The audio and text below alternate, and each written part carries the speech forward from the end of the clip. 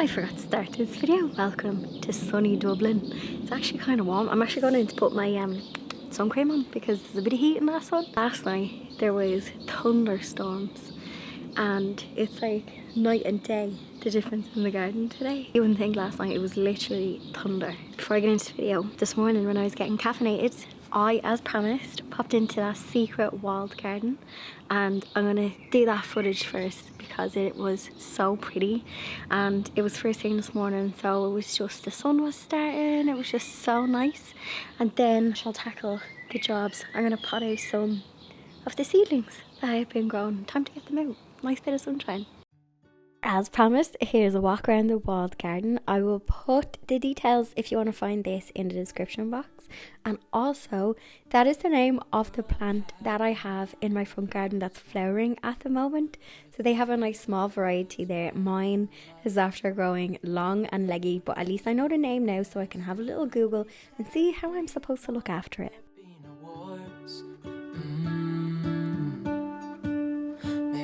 Birds will sing about your heart. Maybe the trees will whisper the word. Maybe the sun will spread your joy to the ones who lost their hope.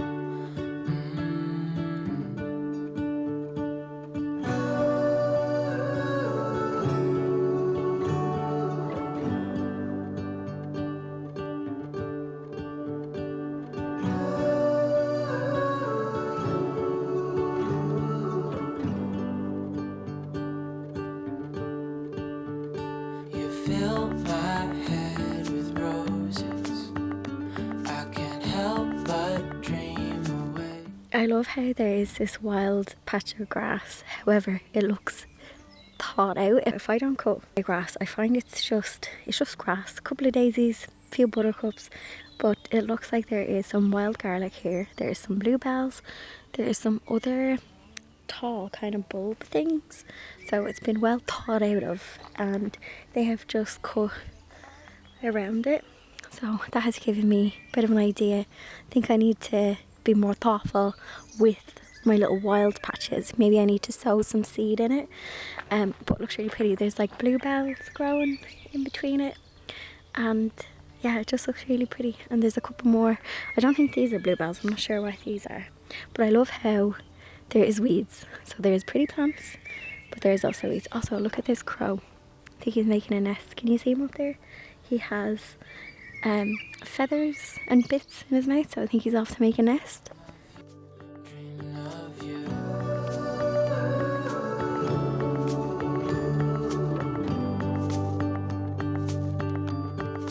Dreaming of you.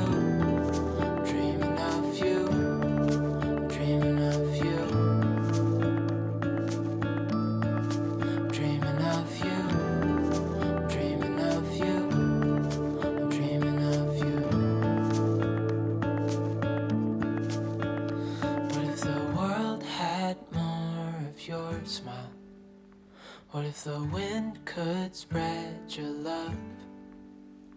What if your sweetness could reach everyone? There'd be no wars.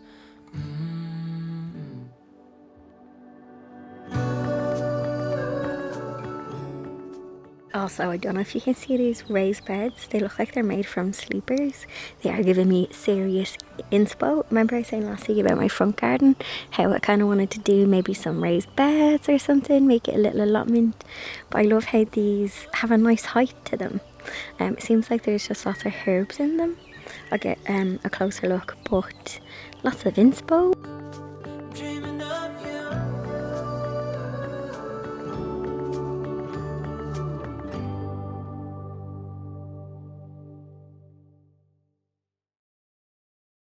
Okay, back to my own garden. So these are the teasels that I did from seed, and I have to say most of the packet germinated, which is quite rare. Like, you wouldn't get all of your seed cells germinating.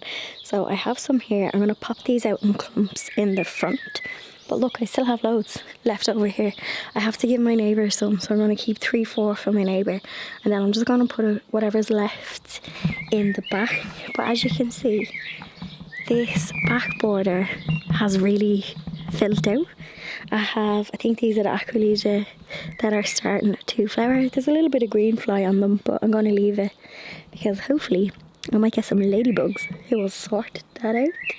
So yeah, oh, lovely bird song there. So this has become quite full. There's some alliums, lots of hardy geraniums getting ready to go as well. So I think I'll put maybe a clump of them in here. But yeah, there's already a fair bit here. Left a little patch of grass still. But I'm thinking of maybe mowing it, cutting off the sod of turf, forking it and sprinkling wildflower mix on it. You know, the birds and the bee mix. Birds and the bee. The birds and the bees. So yeah, I was thinking of possibly doing that, but maybe not today. So yeah, I'm at that crossover stage where the last of the spring kind of plants, but the summer ones are just getting ready to go.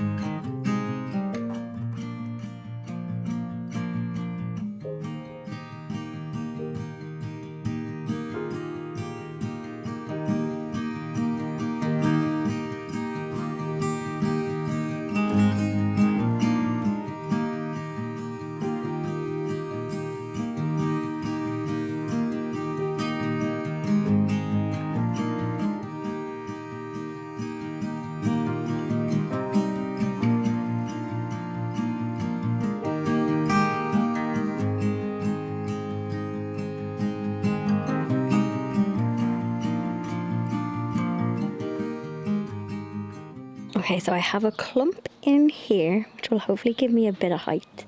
And then I have a clump here at the front. And then I have a clump here at the back. But I don't know if you can... Anyone who was maybe with me last year with the garden journey, this front border was very gappy. And I wanted it to be like nice and kind of cottagey and a bit wildy. And I think I'm starting to achieve that kind of look. Definitely all of these daffodils are like, I'm waiting for the foliage to kind of just go a little bit yellow. Normally I plait the daffodil foliage, but you're not supposed to do that. But when they start to get a bit yellowy, I do. These ones still come back every year, but I try to leave them as long as I can. But I don't know if you can see here, there's a lovely tall Aquilegia. There's lots of geums here that weren't here last year. And again, I got them off my neighbour. After popping over some plants as well to my neighbour there, I have a foxglove that has self-seeded. And I thought I seen a second one. I actually think there's 2 foxgloves in this border, which are self-seeders, which is great. Geranium is about to get going. Apologies about the airplane. And yeah, all of the trees are just... I still get a good bit of sun here, even though I do have the trees, but whatever way the light hits them, I still get a lot of sun in this border. So a lot more poppies here as well. And yeah, I'm loving how it's definitely more wildy compared to the front, but I'm hoping come June, July, August, there'll be lots of kind of perennials. There's a bit of catmint there. There's loads of alcias, achillea as well. I like the height of the alliums. So yeah, I'm liking it. I'm going to bring out a tray of cosmos from the greenhouse because where I have daffodils, I'm going to put cosmos. So when these are gone, the cosmos will be there instead, and they'll give me a bit of colour for the rest of the season as they get going. So that is my game plan. So I'm just going to dot in the cosmos where there's a gap, and then once the bulbs go, the cosmos will have lots of room to grow. I've also actually noticed as well, there's buds on this. This is a Shasta daisy, and there's buds on it already. So that's nice to see.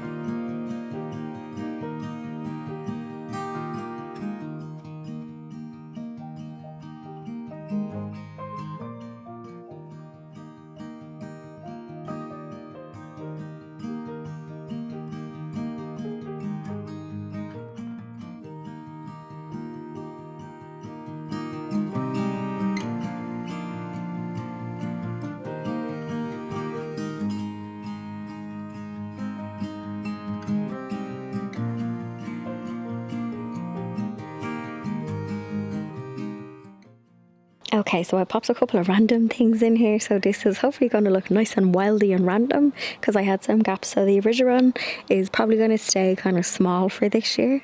So I filled in the gaps with some of the teasels and just leftover cosmos that I have. And there is also sweet peas in there. And I think they are 2 random agapanthus bulbs in there. I think I put them in last year, but they do not like it there. I think agapanthus like to be like bet into a pot, don't they? They kind of like to be, I don't know, squashed. So, yep, that's going to be interesting. I'm walking all over my face, look at that. I'm going to go out and measure the front border. So remember I was saying last week I have the square patch of grass in the front. So I think I'm going to order some sleepers to do a bed, just one at the top. I have like an angled one, which is full of random plants as well. There's some tulips, alliums, there's a rose in there that's absolutely bet in. And I don't know whether to take that sleeper out and then just do a straight bed, but I'd like to raise the sleeper, so I'd like to go 2 sleepers high, whereas that one is only 1 sleeper high. So I don't know whether to do a second height beside that one and then you've got staggered heights, but then I'm like, maybe that probably won't make any sense. Or do I just do another sleeper going across? I'll show you what I mean, because I'm going to measure it up now.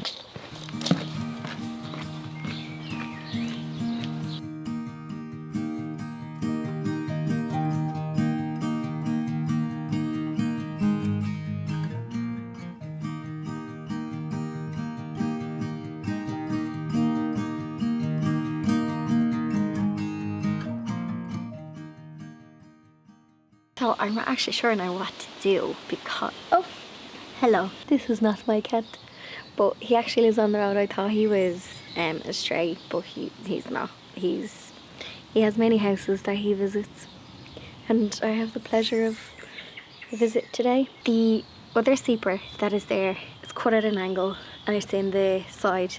It's there years. I tried just pulling at it to see, and it's like rock solid. I don't know how it's stuck. I thought it was just resting on the kind of like grass, but it's like proper there.